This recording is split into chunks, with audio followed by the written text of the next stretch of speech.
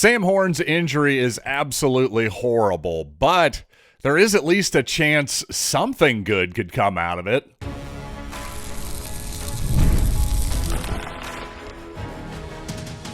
You are Locked On Mizzou, your daily podcast on the Missouri Tigers. Part of the Locked On Podcast Network, your team every day. Hey, all you true sons and daughters, I'm John Miller, your Mizzou mafioso, and the central scrutinizer of Missouri Tigers football and basketball. And some injury updates here on Sam Horn and Blake Craig. I think most of you have probably heard these updates by now, but I have my own takes on these particular injuries, of course, and well, also why this Kansas game, to me, especially in light of some results from week one, I think now is clearly the most important game of the season for the Missouri Tigers. And you know what? Before I start the program, I do want to remind you today's episode is brought to you by Mazda. Just like there's more to every player, more dedication, more attention to detail, there's more to a Mazda vehicle. Stay tuned later in the episode for highlights in this week's Moving the Game Forward Mazda. Move and be moved. And like I said, some injury updates. Probably most of you have heard these already, but for those of you who have not, Sam Horn is out for what Eli Drinkwitz is calling an extended period of time. No specifics on his injury as of yet. Blake Craig, on the other hand, is officially out for the season. So that little window of hope that seemed to be open there is now officially closed. On the new place kicker for Missouri, at least, well, in game one, Robert Meyer, Drinkwitz said he's got a great leg. He's just got to have confidence he can do it in front of sold-out crowds, which is always a difficult thing to do. So, in a way, it's better that that injury happened, I suppose, relatively early in the game. So Robert Meyer, who did not attempt a field goal in the ball game for Missouri, at least got his feet wet by kicking some extra points successfully.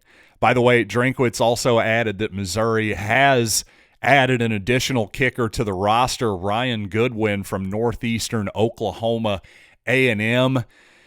Drinkwitz is saying, though, that Meyer is going to handle the place kicking this week. Oliver Robbins will be on kickoff, and Goodwin, the recently added kicker there, will compete with both of them for both of those jobs, at least moving forward here. Looks like, at least in week two, it's going to be Robert Meyer and Oliver Robbins taking those place kicking duties.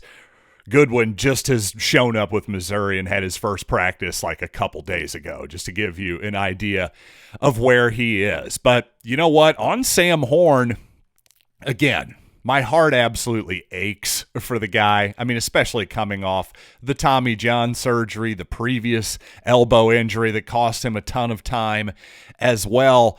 I will say this. I don't know what the injury is, obviously, but I will say if it were a torn ACL, for example, and Horn were definitely out for the season, needed it to be surgically repaired, that type of deal, I think it's pretty obvious that Missouri would tell us that, just like they did with Blake Craig. Since there's now no doubt that he's going to be out the season, well, Missouri was open with that bit of information. So perhaps, again, here's an example. Sam Horn could have maybe torn his meniscus, and you get that surgically repaired. That's a much shorter timetable than a torn ACL. Again, just for example, I don't know that that's what happened. Maybe he didn't even require surgery.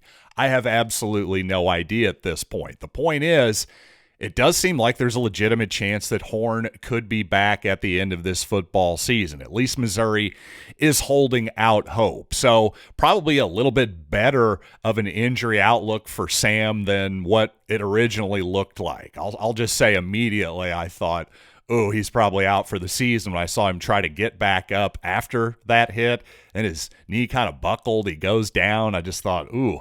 If you had me put money on it, I just said he won't be back this season. So this is good news, all things considered. And I will say this. I do think for Missouri, this could end up being a small blessing in disguise, but it could also be a disaster too. Don't get me wrong. I'm trying to find an optimistic angle in what is obviously a horrible situation personally for Sam Horn. Hey, maybe long-term Sam will look back on this injury-plagued period and go, you know what? Having to battle through this made me the man that I am today, that type of deal. But short-term, hard to find anything good for Sam personally. But from Missouri's perspective, I do have to say, Matt Zollers all of a sudden has a different season ahead of him as a true freshman. Obviously, he's now the backup quarterback, and Eli Drinkwitz said something really interesting this week that I did not think was coach speak whatsoever. He said, make no mistake about it, we believe in Matt Zollers, and he is the future of the quarterback position at Missouri. Underline future, my own emphasis there, because that's just simply not something that Eli Drinkwitz has said about another quarterback, another young quarterback, another backup quarterback, really anybody on this roster in 5 years, 5-6 seasons now. Eli Drinkwitz now in his 6th season at Missouri. That just simply hasn't happened before. So I take that statement very seriously by Drinkwitz. I think he absolutely believes it. Well, I happen to be a huge believer in Matt Zollers and his talent as well. But I will say this, he's a relatively inexperienced guy at the position, of course. He was just in high school last season. His senior season was cut a little bit short by injury, and also he was a guy who played multiple sports, a really good basketball and baseball player as well.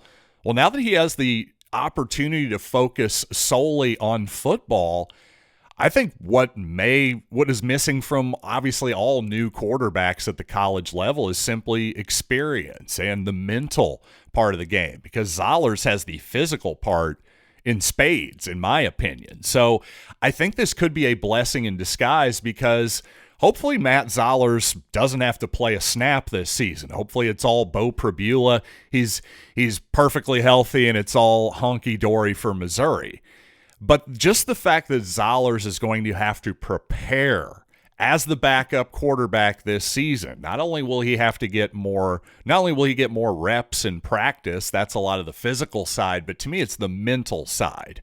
That's where Zollers is really going to benefit from this, because his mentality, even if it's just one snap, he has to be, even if Bo Pribula, for example, if it's as simple as, hey, he gets his helmet knocked off and by rule he has to sit out a snap or Missouri has to call a timeout.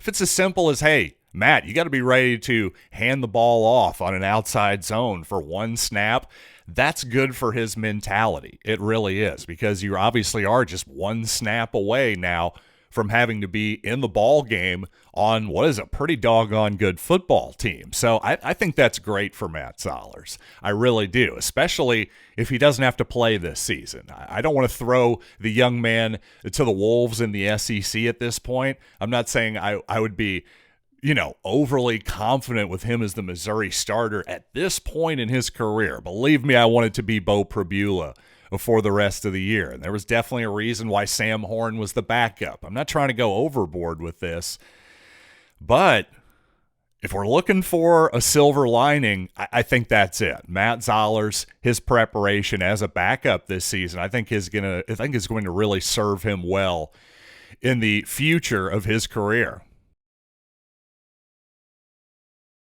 And you know what? All offseason, I've thought that the Kansas game is the most pivotal and most important game on the schedule for the Tigers this season. I had some people disagree with me on that. But you know what? I think some of the events from week one are weakening those arguments just a tiny bit. Plus thoughts on Missouri's rankings in the two polls coming up here in just a bit. But are you still paying a full price for gas, Missouri fans? Well, stop leaving money behind. Download the Upside app for free on the App Store or Google Play and use my limited time promo code FOOTBALL to get an extra 25 cents back per gallon on your first fill up. I thought it was too good to be true, but it's totally legit. You can cash out at any time to your bank account directly or with PayPal, or just take an e-gift card from Amazon or other brands. If you're the type of person who likes to keep your info to you, well, that gift card option is perfect, I would say. So don't let this offer drive on by. Download the free Upside app now using my limited time promo code FOOTBALL for a limited time 25-cent per gallon bonus. That's promo code FOOTBALL. Offers vary by user and location. Go to upside.com for terms and conditions. And this is Mazda's Moving the Game Forward, brought to you by those who believe it's not just about playing the game, it's about redefining it, because these moments do more than win.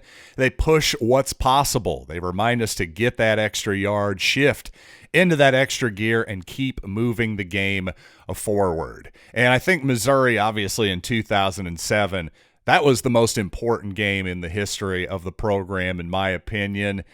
At least up until that point, they kept moving it forward into the next week, I would say, against Oklahoma, which was even more important than that. But it's those type of amazing moments. That's what keeps fans and players alike moving forward, always chasing the next great moment. When you follow what moves you, the unexpected is only the beginning. And just like there's more to every highlight, there's more to a Mazda vehicle. Mazda, move and be moved. Again, for me, all offseason, this is similar to this Missouri game here in Week 2 against Kansas. Very similar feel to 2023 Week 3 against Kansas State. Obviously a game Missouri famously pulled out. But I think this is very similar to that, and this is kind of a fulcrum pivot point type of game where if Missouri wins this one, especially in impressive fashion, well, I think that could really vault the team forward into Week 4, especially against South Carolina, and further forward against Alabama, for example. And a lot of people, when I said this offseason that the Kansas game, hey, if I could win one game, it's still KU to me. Well, some said Alabama would actually be more important for the program. And I definitely saw that argument, especially the Crimson Tide coming in as, well, a top 5 type preseason team. Well, unfortunately, after Week 1, at least unfortunately for the people making that argument, I suppose, I doubt most of them are crying for Alabama too hard if I had to guess. But I'm just not sure you can make that argument anymore. In fact, recently I saw over at ESPN Analytics, Missouri actually a slight favorite, at least by their numbers, to win that game in Columbia. We'll see what those numbers look like in a few more weeks, obviously with more data on the season to rely upon. But still, I just think that Missouri beating Alabama this season would obviously be huge, but let's not mistake that for Missouri beating an 11-1 Nick Saban type of Alabama team. That doesn't look like what we're dealing with so far by all accounts, including my own. And indeed, I was impressed with Florida State, but wow, the more you look at it from Alabama's direction, pretty stunning how far away we are from the Nick Saban era, quite honestly. But you know what? The thing is, if Missouri lose, even though I do think this is the most important game of the season, it's not as though the season is over for Missouri or for Kansas, that matter, if either one of them loses this ball game. Say Kansas, for example, loses a close game to Missouri. Well, that'll be beautiful to see their hearts ripped out on Faurot Field for sure. But really, if Missouri ends up being a great team this season, Kansas fans should be going, now, wait a second. Maybe that isn't the worst result in the world, at least for the future of this team. The Big 12 is unpredictable, and if I don't blame anybody who's a Jayhawker for thinking, yeah, maybe outside chance if things break right, we could win the league. So, again, from Missouri's perspective, though, I think a Kansas loss would be even more heartbreaking, obviously, at home, breaking that 11-game home winning streak that goes all the way back to 23. I think that'd be a real body blow for the season for Missouri. I'm not saying they couldn't come back from it. Thankfully, Louisiana provides a bit of a buffer in Week 3 for the South Carolina game in Week 4, for example. So that does help.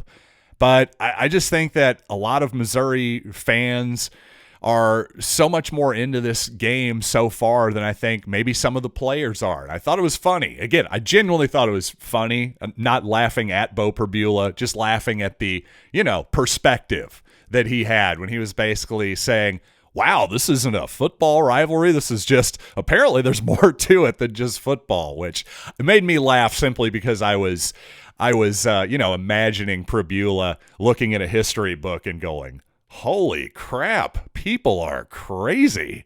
Yes, Bo Pribula. Yes, they are. There is no doubt about that. So anyway, my point here is that I've made it before, I'll make it again.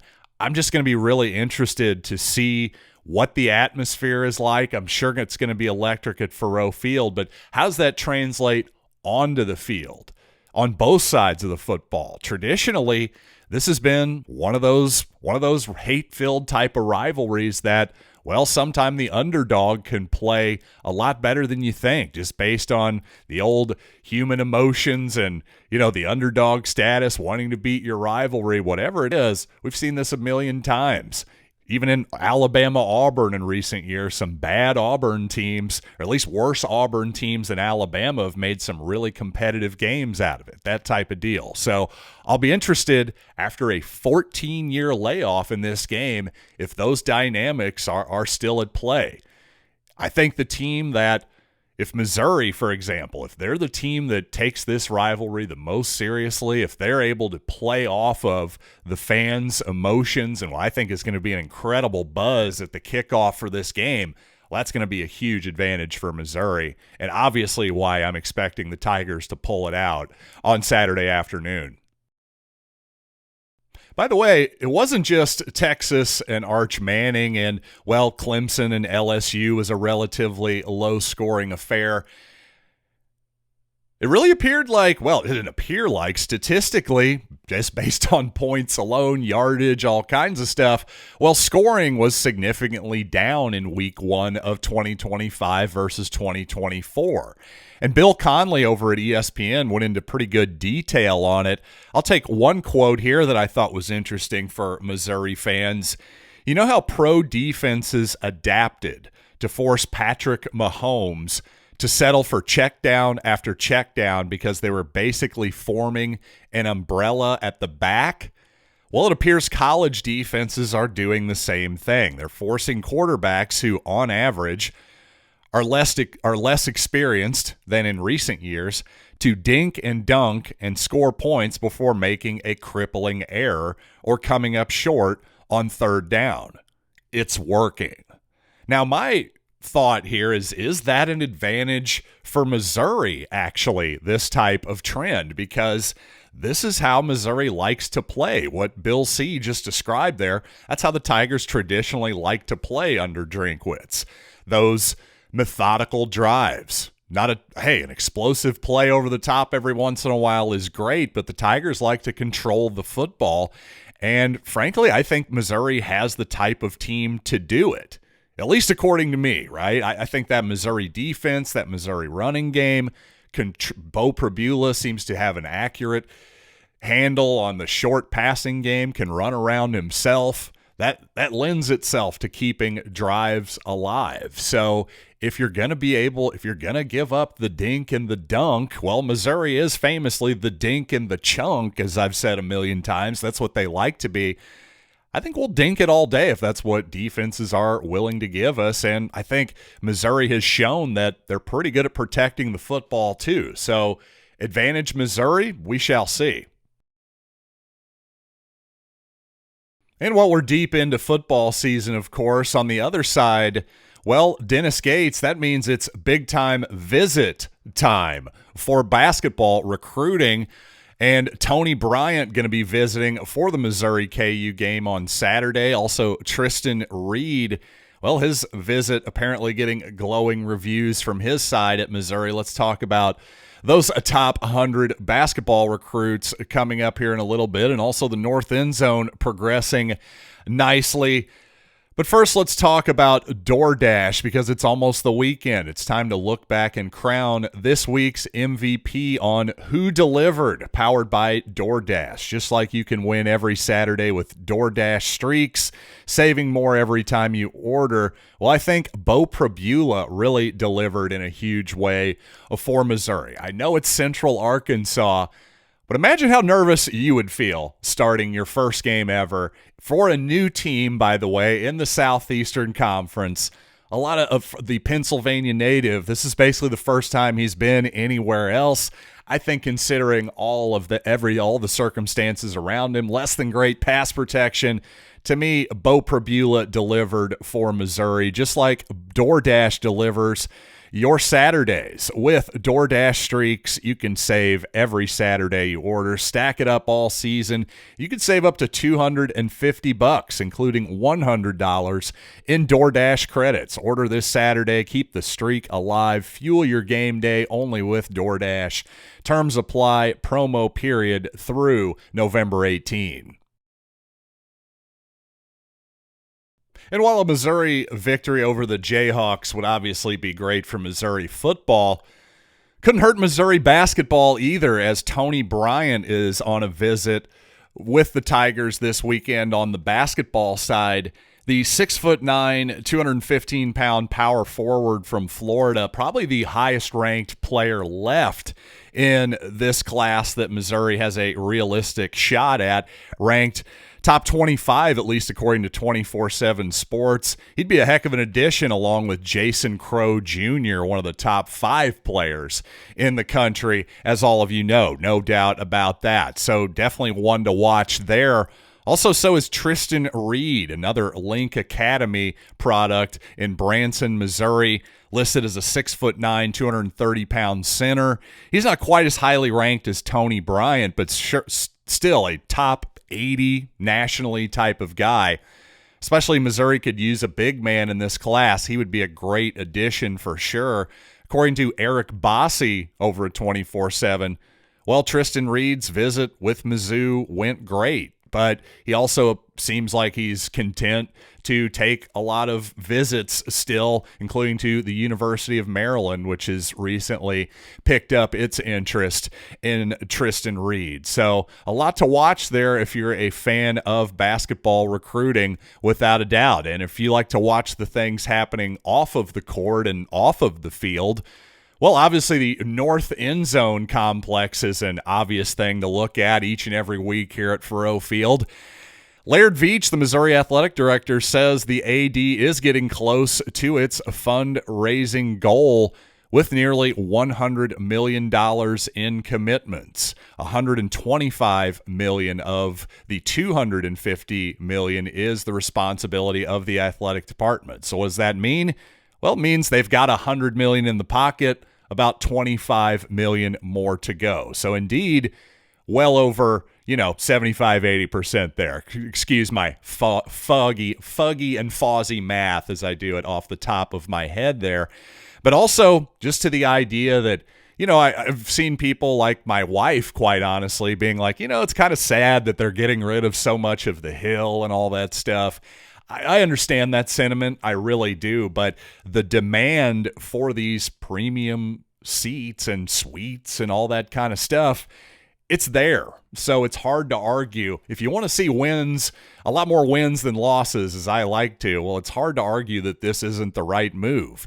Plus, according to the report I just saw, actually, I think it was Missouri that released a press release here. Also, 35 of the 51 premium seats in the North End Zone that are going to be completed, 35 of the 51 are already sold, essentially. They already have commitments. So that's a pretty good percentage there as well. Only 16 of the 51 to go. If you got that kind of dough, you might want to throw down a deposit before it's too late. That's for sure. And you know what? Sorry for a little bit of a late start here on the Thursday morning edition of Locked On Mizzou. I will be back at 4 o'clock Central Time with the Locked On SEC squad. I got to admit, though, they should have consulted me. We didn't really get into the Missouri-Kansas game until maybe 20, 25 minutes into the show. So if you don't want to hear about Oklahoma and Michigan, you don't want to hear about Ole Miss and Kentucky, well, you can fast forward and still get to the good stuff. But also, I want to remind you, it is another big moment for Locked On. College football fans, Locked On and Fire TV present College Football Kickoff with all kinds of big names like former AP Coach of the Year Gary Patterson, a college football preview only Locked On can do. Catch College Football Kickoff every Thursday throughout the season, only on Fire TV. And until next time, I'm John Miller. This has been Locked On Mizzou.